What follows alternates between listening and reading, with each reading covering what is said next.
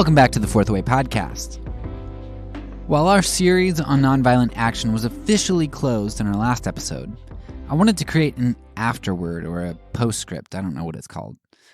Today's episode doesn't exactly fit in with the overarching theme of the season, but it, in my opinion, goes hand in hand with it. So I decided to kind of tack it on here at the end. This particular episode has two purposes. First, I want to use it as a glue that kind of brings in several of our seasons and ties them together. And second, I want to extend our season on nonviolent action here and give you some content that you can use to jump off of as you take a look at history, as well as you contemplate what the future might look like. So, let's jump right in. As I had come to the end of my saved audiobooks on Scribd, a recommended reading came up entitled The Internationalists. The title summary had something to do with ending war and establishing peace, but it honestly sounded like a pretty dry book.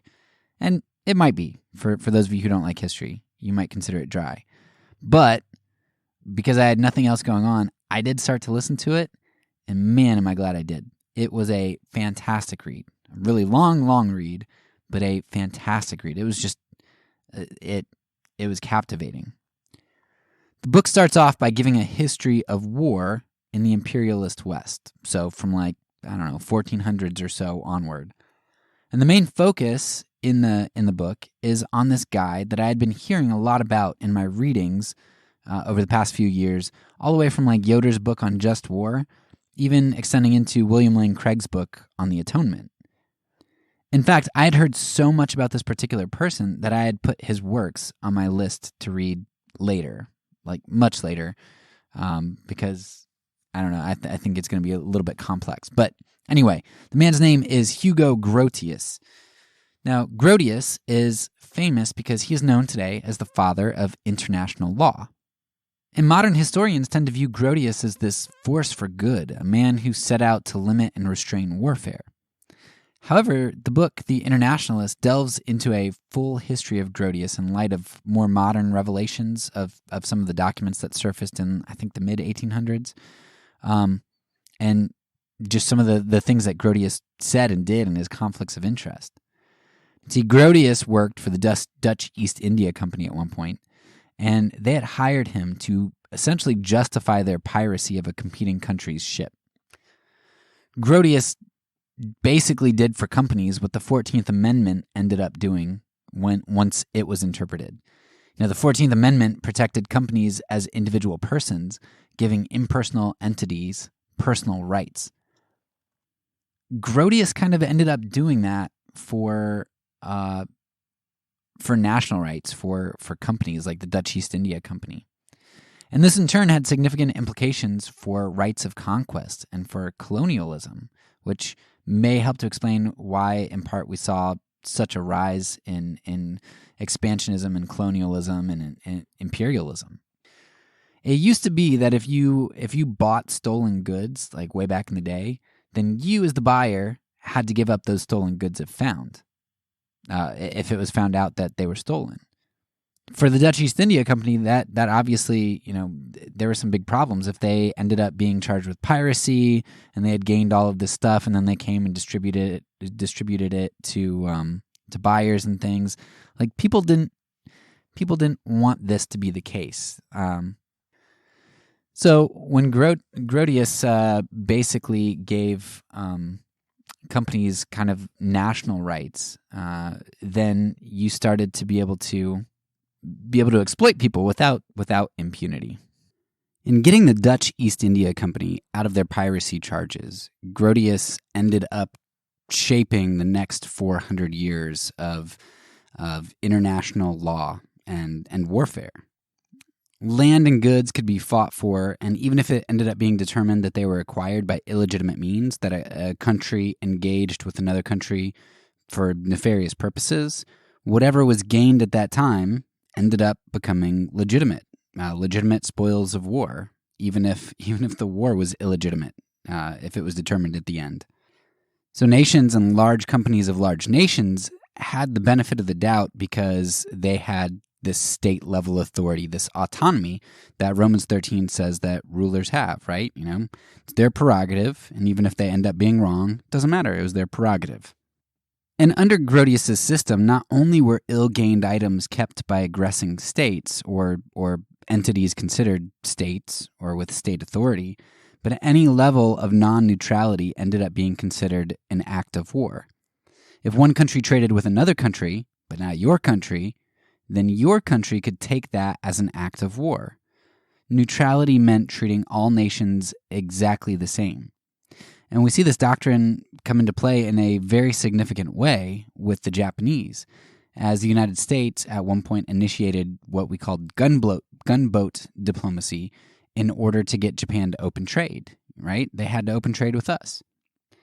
If Japan was going to trade with even one other nation, then they had to trade with us too. In this manner, Japan opened up, and they also learned the Western rules of warfare, which they had been oblivious to since they were kind of focused inward up to this point. And this warfare, this international policy, was grounded in Grotius's international law.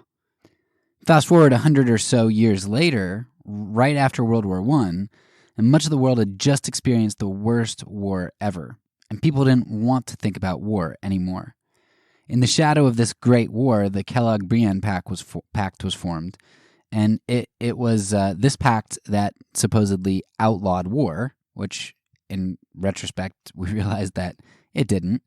And I know that it sounds like a joke to outlaw war, and the point of this book is kind of like, yeah, everybody has viewed it as a joke, that war could possibly be outlawed. But the authors of the Internationalists do a really good job showing how this pact has actually reshaped modern warfare and changed the landscape of expectations and what goes on. The thing is, if you're going to outlaw war, then you have to have other means to stop wars besides warfare itself.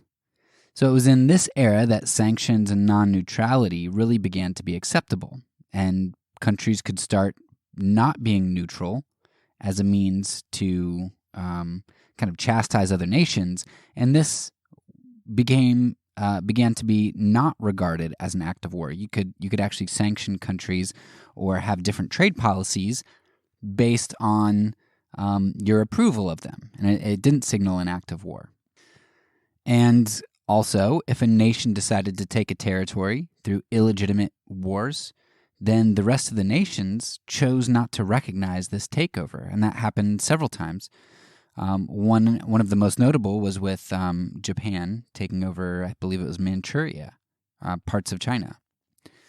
So you just don't recognize conquest, and that can hurt a nation if the international community decides not to engage with them.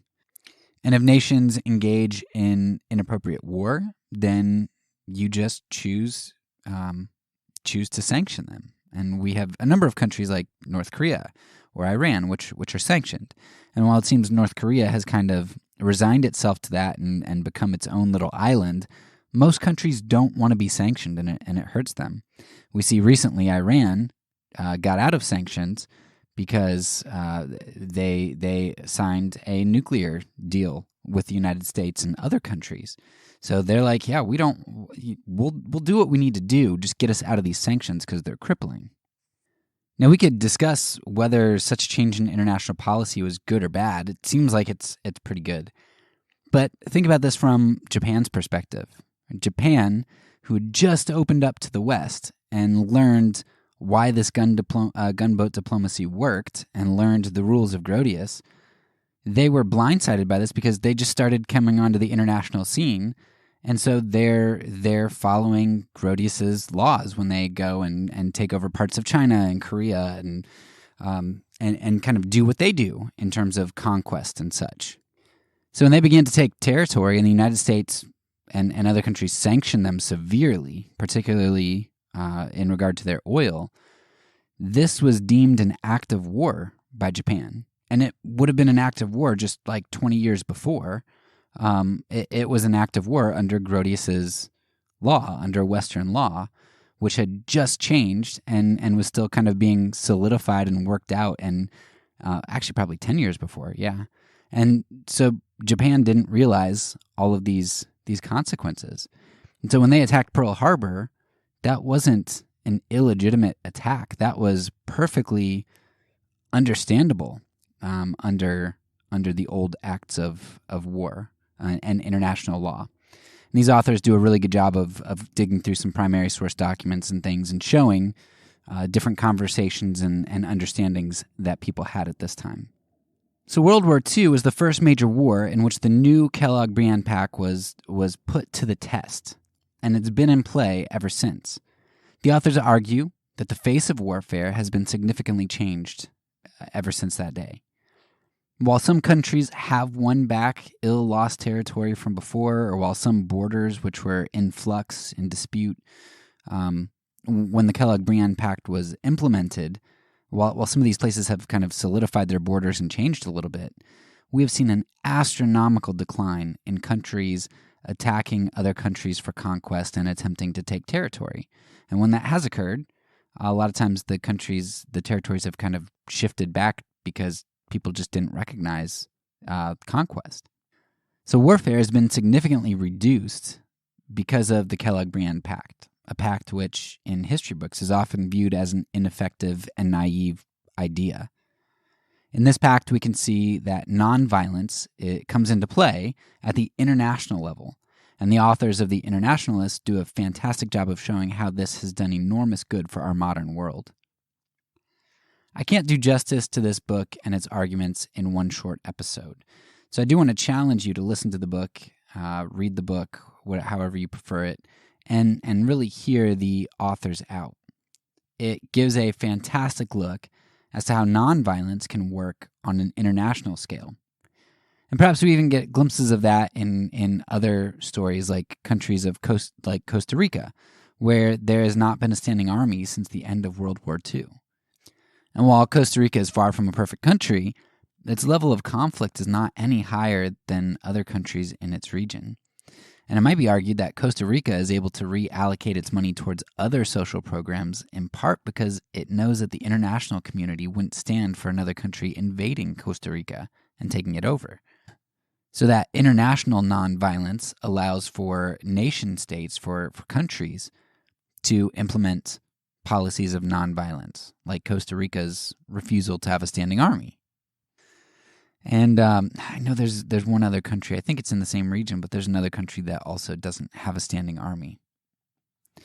So the Kellogg-Briand Pact, this international nonviolent concept to end war that seems really naive, ends up actually being vital to allowing individual nations to act in more nonviolent manners. And that's hard for us to grasp in the 20th century because a lot of the wars and things that did occur took so many lives.